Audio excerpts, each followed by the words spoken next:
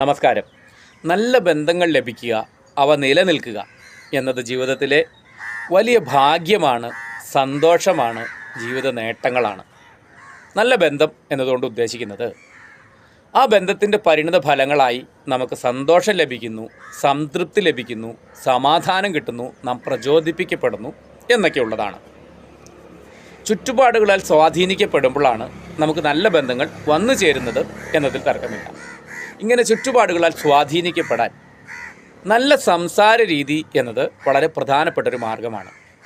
എന്നാൽ നല്ല സംസാര രീതി കൊണ്ട് നമുക്ക് നല്ല ബന്ധങ്ങൾ ലഭിക്കുമെങ്കിലും നല്ല സംസാര രീതി ഒന്നുകൊണ്ട് മാത്രം നമ്മുടെ ബന്ധങ്ങൾ നിലനിൽക്കുന്നില്ല എന്നുള്ളതാണ്.